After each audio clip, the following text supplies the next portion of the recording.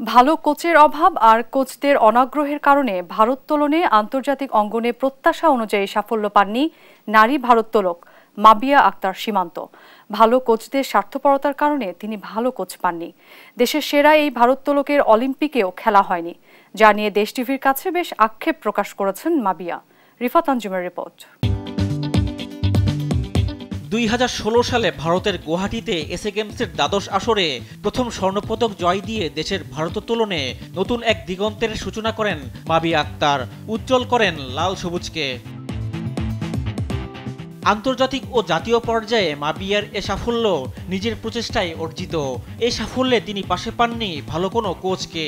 নির্দিষ্ট সময়ের পর কোনো কোচকেই পাশে পাননি দেশ সেরা এই ভারোত্তোলক। দেশ টিভিকে জানিয়েছেন নিজের আক্ষেপের কথা। জানান ভালো কোনো কোচ তাকে নিয়ে কাজ করলে তার সাফল্যের পাল্লাটা আরও বেশি ভারী থাকতো, যা নিয়ে তার সারা জীবনই আফসোস থাকবে। আমি এর চেয়ে বেটার জায়গায় যেতে পারতাম যদি আমাকে ওইভাবে তারা নার্সিং করতো। আমার কোচের জায়গায় আক্ষেপ, আমার পিছনে কোনো কোচের ইনভেস্টমেন্ট আমি পাচ্ছি না, বা একটা পর্যায়ে পেয়েছি। কোচদের স্বার্থ যত পর্যন্ত ছিল অত পর্যন্ত পেয়েছি। এরপরে যদি আমি পেতাম এই লাস্ট আপনার 7-8 বছরে, তাহলে হয়তো বা আমি আজকে বলতে পারতাম আমার জীবনে যে আক্ষেপগুলি আছে পারফরমেন্সের ক্ষেত্রে এবং রেজাল্টের ক্ষেত্রে, সেটা থাকতো না। এত সাফল্য এনে দেওয়ার পরও মাবিয়া অলিম্পিকে অংশ নিতে পারেননি।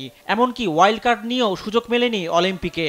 আসন্ন প্যারিস অলিম্পিকে যাবার ইচ্ছে ছিল, সে আক্ষেপটাও রয়ে গেছে। যে এতবার অলিম্পিকে ট্রাই করেও আমার যাওয়া হয়নি, কারণ এবারেরটা বেশি লজ্জাজনক আমার জন্যে। কারণ এবার যেই ডিসিপ্লিনের জন্য আমি দেখলাম যে ওয়াইল্ড কার্ডের অ্যাপ্লাই করা হয়েছে আইওসির কাছে, বিওএ, সেখানে তাদের ডিসিপ্লিনের থেকে আমার ডিসিপ্লিনটা দিতে পারতেন। এটা আমার জন্য লজ্জাজনক এবং আমার মনে হয় যে এই ধরনের জিনিসের পরে এই বিষয় নিয়ে কথা বলা উচিত। সাফল্য থাকার পরও জাতীয় পর্যায়ে বড় কোনো সম্মান না পাওয়ায় ক্ষোভ প্রকাশ করেন মাবিয়া আক্তার। সম্মান কিছু কিছু জায়গা থেকে আমি পাইনি, কিছু জায়গা থেকে পাইনি। তাদের কাছ থেকে আমি সম্মানটা ডিজার্ভ করতাম। আমি যখন 17 বছর বয়সে সাউথ এশিয়ান গেমসে গোল্ড দিয়েছি, তখন আপনার বোঝা উচিত ছিল মেয়েটার বয়স কম, তাকে দিয়ে মেডেলটা না আনাই। কিন্তু আপনি আমার ন্যাশনাল অ্যাওয়ার্ড অ্যাপ্লাই করার সময় আপনি আমাকে বললেন যে আমার বয়স কম, আমি রানিং প্লেয়ার। এটা কিভাবে জাজমেন্ট হলো? বাংলাদেশের সবচেয়ে বড় একটা অ্যাওয়ার্ড, জাতীয় পুরস্কার, এবং সেটা পাওয়ার জন্য কি আমি খুব রিসেন্ট রিটায়ার্ড করব? আর আমি যখন আমি একটা পর্যায়ে যাবে, আমার বয়স 40 হয়ে যাবে, 30 হয়ে যাবে, আমি আজ থেকে 10 বছর পরে খেলা রিটায়ার্ড করব, তখন আপনি আমাকে ওই অ্যাওয়ার্ডে সম্মানিত করবেন, তখন ওই অ্যাওয়ার্ডটা আমার কোনো কাজে আসবে না, তখন কোনো কাজে আসবে না।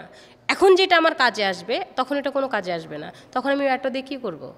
রিফাত আঞ্জুম, দেশ টিভি, ঢাকা। স্পোর্টসে ইদানিং রোড অ্যাক্সিডেন্ট বলেন, স্ট্রোক বলেন।